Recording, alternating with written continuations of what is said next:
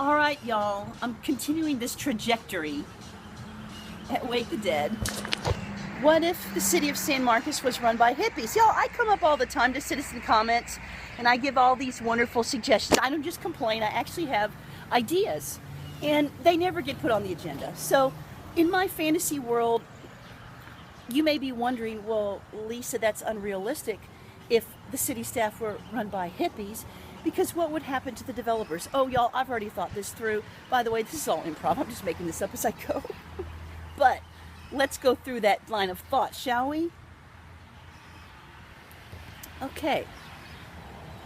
Those developers have no idea what to do because these hippies are in charge. They've never been to a protest. They don't even watch protests on TV. When they do, they just go, ha, make fun of them. When there's some kind of violent thing, they go, oh, see those hippies. And y'all know hippies are nonviolent. I mean, most of city staff don't even eat meat for reals. And most of them don't even kill bugs, okay? They've got like all these natural pesticide things they do. So the developers, they start to freak out. How do we organize a protest? We're used to all these behind the scenes deals, these conversations we have, these meetings. We go on these junkets, you know, get personal with each other. And so we have no idea, we have no game. That's what they're thinking.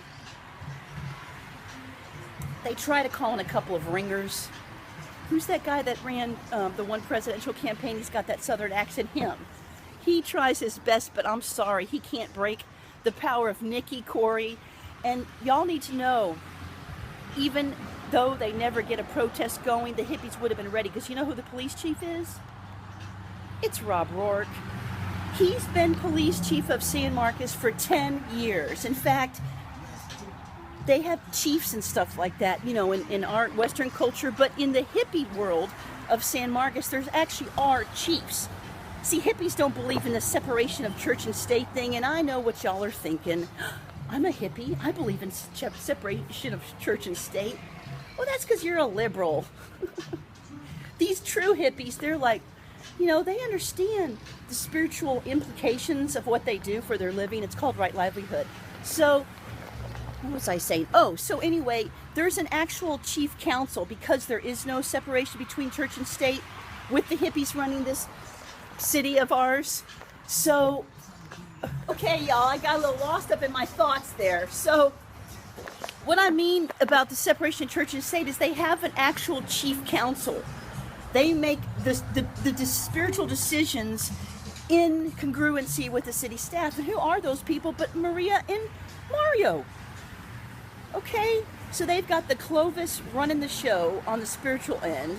And then they've got the hippies who are clarifying all policies to make sure it's aligned with the creator, right? And then, of course, there's this collaborative discussion with the citizens. Now, let's talk a little bit about who the fire marshal is. Because the fire marshal is important. They're the ones that are going to enforce, you know, code kind of things and make sure there's not environmental problems. That's Cass Bell. And when she comes in for a violation, y'all, she writes some spoken word. It's not just this little triplicate form. She actually performs spoken word for you. And it's all improv. It's brilliant. And she's got all this alliteration, and you really don't feel so bad when you have a code violation. And then she's so cool and hippie-ish, she tells you how to fix it and finds grants through Nikki so you don't get your property seized like Garza's greenhouse. Now, the director of HUD, let me think here. Who in town would be the good director of HUD? Y'all, this is all improv, so I'm going to have to think about that one. The person who does HUD, they're the ones that do like all the revitalization stuff. Who would be good for that? I'm stumped. I've stumped myself, y'all. Okay, y'all, it came to me who the director of HUD is. Y'all, that's Courtney Cranberry.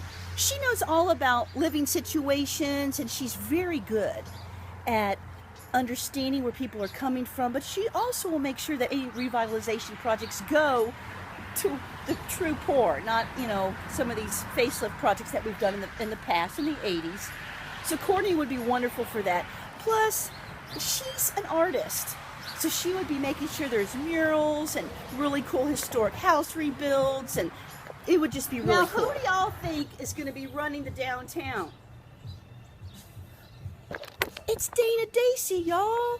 Not only is she going to make sure downtown's revitalized, but she's into fashion. If you're walking downtown, you better be looking sassy, have a little panache, or you could have the Roger Sealer look. We don't care, okay? But you better be unique looking. If Dana's running the show downtown, it's going to be rocking. There's going to be so many cool music festivals and cool poetry readings and all kinds of neat art things and tons of stand-up comedy because she's so funny to begin with.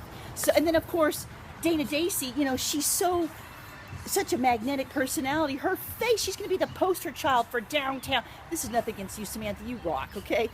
Samantha, you could be with Dana, okay? We'll give you one of those honorary, what you really do. You could be in the fantasy theme analysis. So now, as far as things like, well, we'll just stop.